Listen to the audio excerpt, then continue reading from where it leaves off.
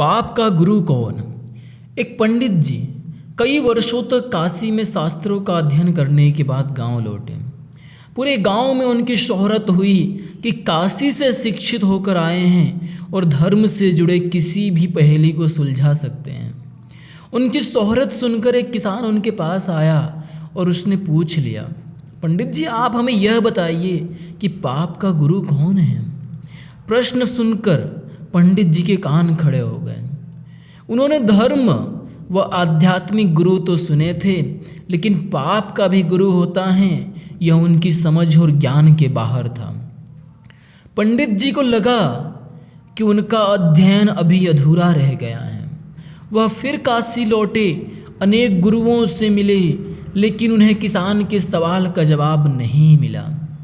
अचानक एक दिन उनकी मुलाकात एक गणिका वेश्या से हो गई। उसने पंडित जी से परेशानी का कारण पूछा तो उन्होंने अपनी समस्या बता दी। गणिका बोली, पंडित जी इसका उत्तर है तो बहुत सरल, लेकिन उत्तर पाने के लिए आपको कुछ दिन मेरे पड़ोस में रहना होगा। पंडित जी इस ज्ञान के लिए ही तो भटक रहे थे।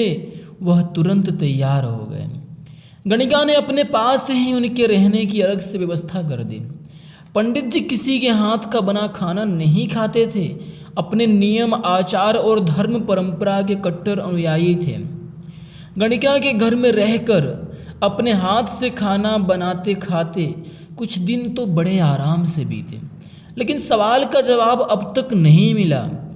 वह उत्तर की प्रतीक्षा में रहे। एक दिन गणिका बोली, पंडित जी आपको भोजन पकाने में बड़ी तकलीफ होती है। यहाँ देखने वाला तो कोई और है नहीं। आप कहें तो नहा धोकर मैं आपके लिए भोजन तैयार कर दिया करूं। पंडित जी को राजी करने के लिए उसने लालच दिया, यदि आप मुझे इस सेवा का मौका दें तो मैं दक्षिणा में 5 स्वर्ण मुद्राएं भी प्रतिदिन आपको दूंगी। स्वर्ण मुद्रा का नाम सुनकर पंडित जी विचारने लगे।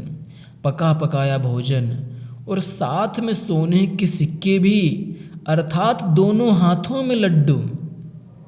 पंडित जी अपना नियम व्रत, आचार विचार, धर्म कर्म सब कुछ भूल गए। उन्होंने कहा, तुम्हारी जैसी इच्छा, बस विशेष ध्यान रखना कि मेरे कमरे में आते जाते तुम्हें कोई देखे नहीं।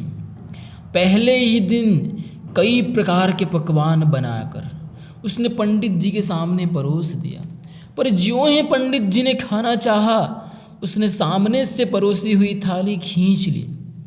इस पर पंडित जी क्रुद्ध हो गए और बोले, ये क्या मजाक है?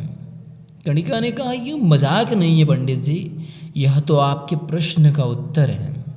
यहाँ आने से पहले आप भोजन तो दूर किसी के हाथ का पानी भी नहीं पीते थे, मगर स्वर्ण मुद्राओं के लोभ में आपने मेरे हाथ का बना खाना भी स्वीकार कर लिया। यह लोभ ही पाप का गुरु है। पंडित जी को उनके प्रश्न का उत्तर मिल चुका था, अर्थात लोभ, लालच ही पाप का गुरु है। लालच के कारण ही पाप जन्म लेता है।